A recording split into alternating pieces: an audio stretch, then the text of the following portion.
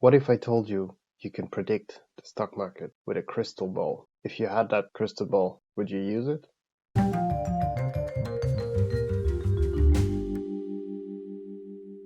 Hi, I'm Dean from Pervasives, where we publish industry and sector economic data. So today I'm just going to show you my secret, which is PMI press release from Markit, IHS Markit. IHS Markit is a private company and they publish their own proprietary PMIs. What is the PMI? I will link to a Wall Street Journal video which explains what the PMI is. It's pretty good. Basically, it's an economic short-term indicator which gauges the health of the economy at a certain point in time, predict what's going to happen within the next 6 to 12 months. The indicator is published every month and it's a number around 50. So 50 meaning neutral. Anything above 50 is growing. Anything under is contracting. IHS Markit publishes PMI for a lot of countries, which you can find on their press release page. I'm going to show it to you right now. So if we go onto the press release page, we are at the beginning of May, so the April numbers are being published. For example, the first one there is the IHS Markit Dubai PMI, and it's a little PDF, as you can see there. So it's published on the 10th of May, 2 or 3 days ago. The number for the month is basically here. You have the chart. So the number for Dubai is clearly improving. You can see the conditions are improving. They're above the 50 line as I was talking about. As you can see, during the COVID crisis, it dropped below to the 40 levels, which was pretty much the same everywhere in the world. But now you can see that it's closer to 55 than 40, which is above 50, and it's a good sign. It's growing. What I like about IHS Markit is that they not only did they give you the PMI numbers, but they give you qualitative comments, and also sometimes there is a little bonus extra chart. As you can see here, they go deeper into which industry and sector is growing or contracting. As you can see there, travel, tourism, wholesale, and retail, construction. You have the breakdown of those three industries. As you can see, the travel and tourism is kind of, since the beginning of 21, recently is starting to really pick up back in Dubai. If I go back to the homepage, as you can see, there's a huge amount of releases covering all different types of geographies, and sometimes the press release is formatted by IHS Markit directly, but sometimes it's done by a major bank in that geography. For example, here AIB is one of the biggest banks in Ireland, private banks, and they have their own little format. They're basically the one that produces the report. Now the secret, the key here is basically you're gonna click on, if you're on a Windows, I'm not sure on a Mac, but on a Windows you go Control F. And now this is where it gets interesting. So for example, if you're looking at a specific geography, you can basically type the country you're looking for. So for example, France. As you can see there, we have the construction PMI, which is there in French, but we'll open the English version. There I could find what I wanted very quickly. Again, you can see the breakdown of residential, commercial, civil engineering. All there, all free, with the comments. It's great. But there's more. You can go to France Services PMI, which is a huge portion of the economy. So if I open that, there you go. Now, so you can look for countries with Control F, but my favorite part is when you type Control F, you type sector. And now, I know they publish 4, and I'm such a fanboy, I actually print them. I'll show you. So when you type sector, there's 4 big ones. You have the global sector PMI, the Europe sector PMI, the Asia sector PMI, and the US sector PMI. So let's just open the US sector PMI. Actually, I'll open all of them so I can explain. So let's start with the global PMI.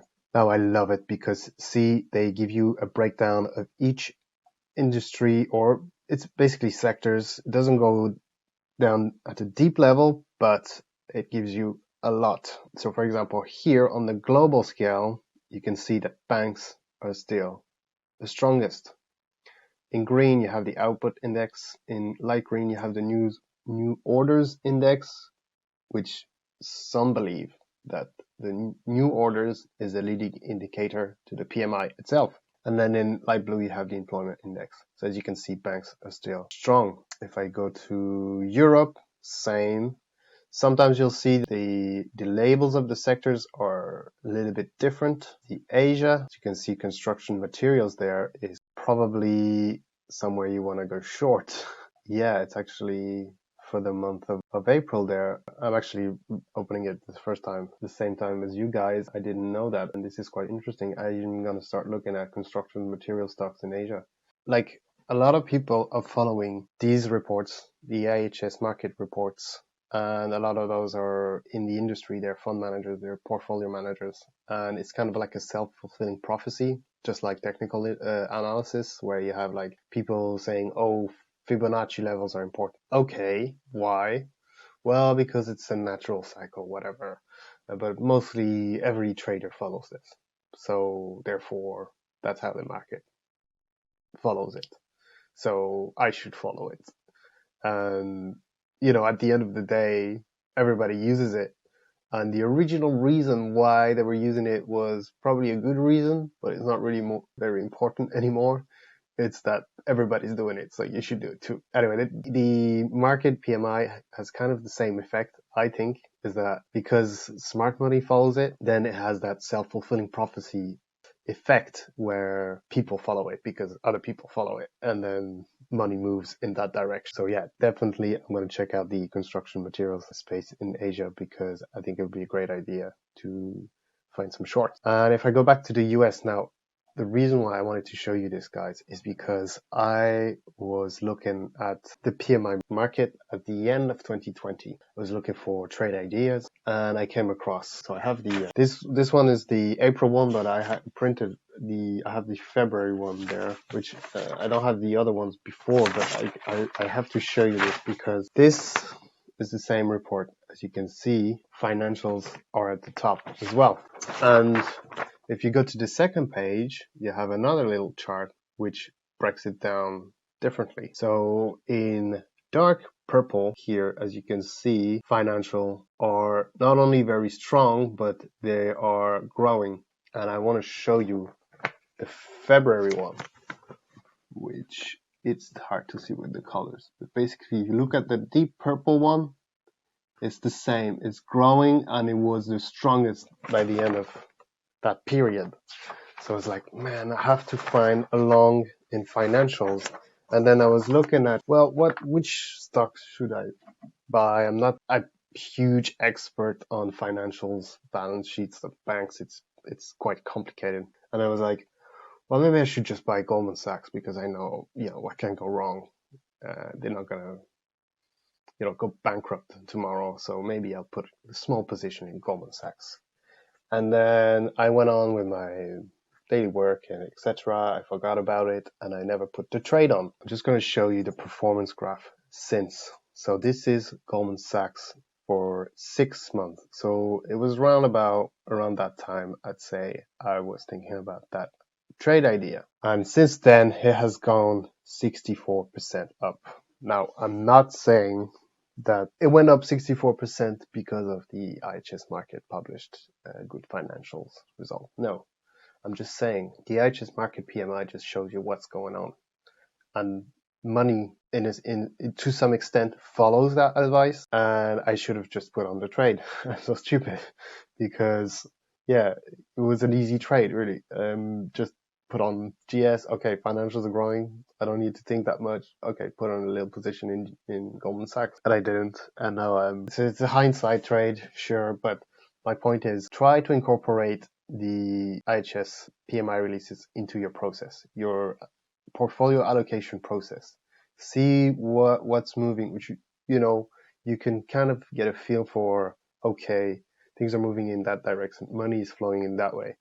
And I think it's a huge, huge tool that is very powerful, and that anybody who has even smaller accounts, I have a small account, you can still make great returns, and it should be your first stop basically. Then you can do and go on and find about the fundamentals of the company and the business plan and all that. Look, I'm not a value guy and I'm not a TA guy, but I like looking at the industries because you can see the ebbs and flows, and it has kind of a cycle of a couple of months every time. Probably right now, Goldman Sachs, actually by now, I don't know, probably they're going to keep going because as you see, the PMI releases, financials is still strong. Now, again, I'm not a financial advisor. I'm just telling you what happened to me. This was a couple of months back, 3, 4, 5, 6 months ago, and now I'm biting my nails thinking I should have bought. So, yeah, guys, the IHS Markit PMI. So what can pervasives do for you? Get sector and industry short-term economic data that we collect, thousands of unstructured data that we compile and process so you can get what matters. Go to pervasives.com today and explore which industries and sectors are growing or contracting.